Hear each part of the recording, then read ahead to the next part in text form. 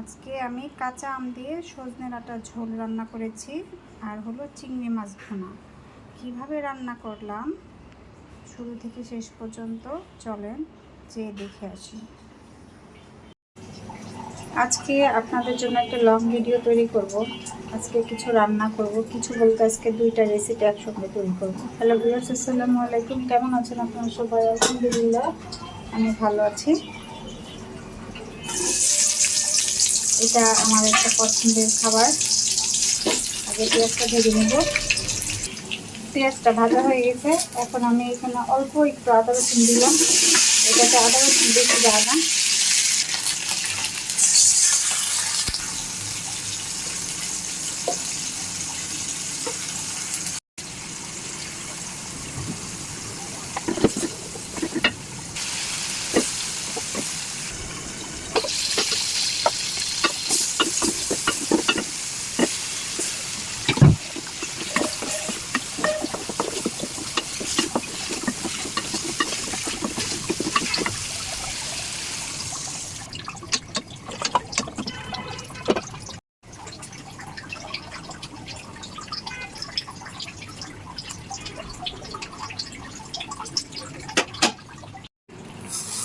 আমার রান্না কমপ্লিট হয়ে গেছে।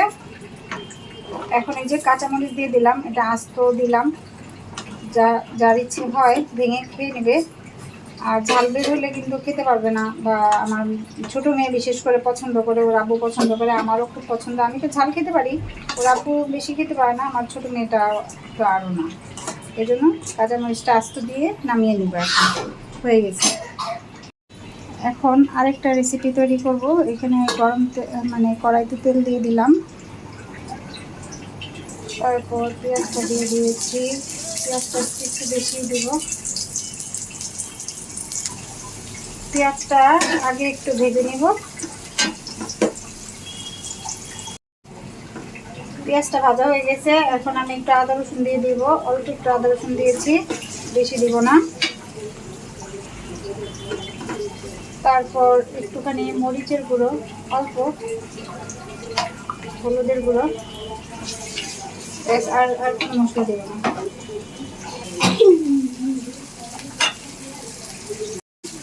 এখানে চিংড়ি মাছ দিয়ে দিয়েছি আর একটু লবণ দিয়ে দিয়েছি স্বাদ মতো।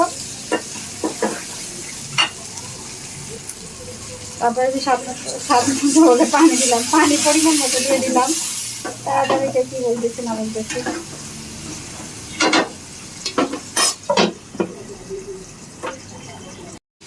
এই যে চিংড়ি মাছ ভোনা হয়ে গেছে, এখন কাঁচামরিচ কয়েকটা দিয়ে নামাই নেব। কাঁচামরিচটা শেষে দিলে কি একটু কাঁচামরিচের একটা কাঁচা কাঁচা ফ্লেভার থাকে না, এটা কিন্তু খেতে খুব ভালো লাগে। আর আমার আজকে রান্না কেমন হয়েছে কমেন্ট করে জানাবেন। আল্লাহ হাফেজ।